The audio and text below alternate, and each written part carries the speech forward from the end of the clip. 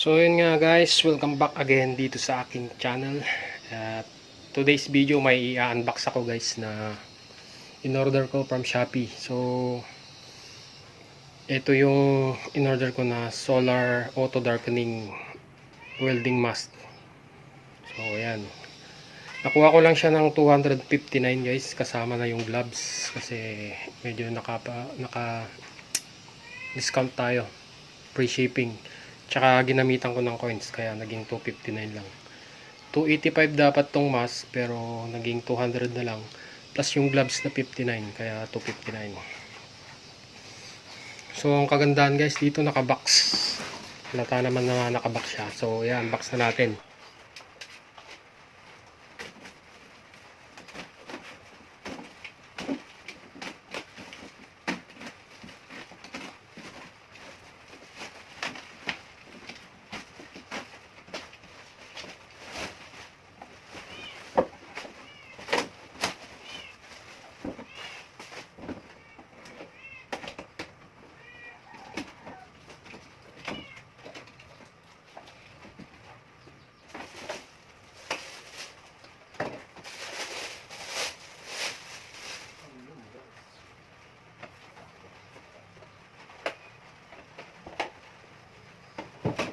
Gloves.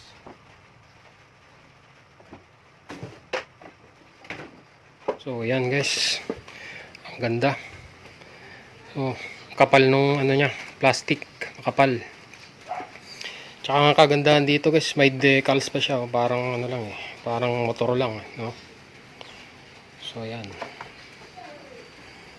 So i-assemble muna natin guys tong kanyang ano. Ito yung susot natin sa ulo. So salpak muna natin to. Tapos ito pa pala yung ano niya, yung gloves niya guys, ganda rin. Ayun, smooth. Ito yung gloves niya na halagang ano lang to 59. So assemble na muna natin to.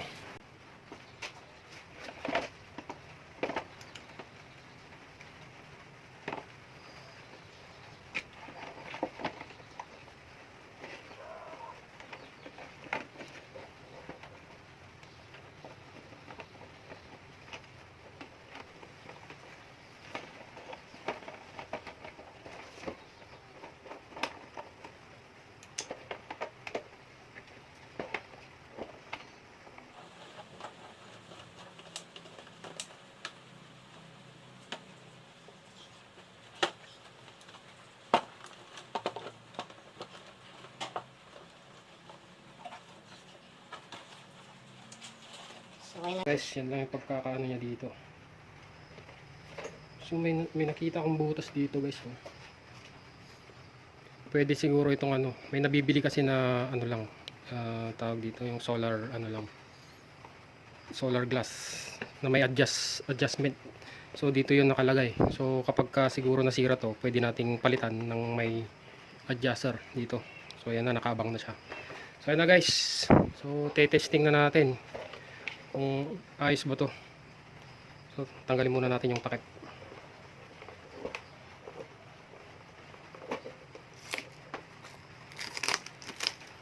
Oh, yan. So para malaman naman natin guys kung gumagana ba to pag ginamit na natin sa pag-weld, testing natin. So yan, gamit lang tayo ng ano, 60-13. Wala tayong ibang ano, ito yung available natin. So try na natin. So testing na natin. Ayun. Ayun guys, gumagana siya. Oh, kita nyo naman sa video. Ayun. Ayun, dumikit na. Talaga, 60-13. Imidicate.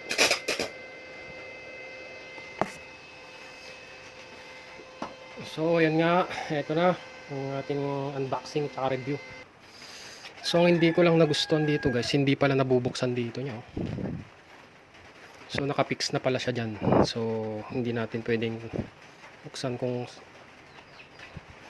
Pero ang gagawin na lang dito guys, pagka nasira na to, bibili na lang. May nabibili naman na separate na ano eh, glass, solar glass. So solar glass kasi ayun oh, may solar panel siya doon na maliit, kaya tinawag na solar auto darkening.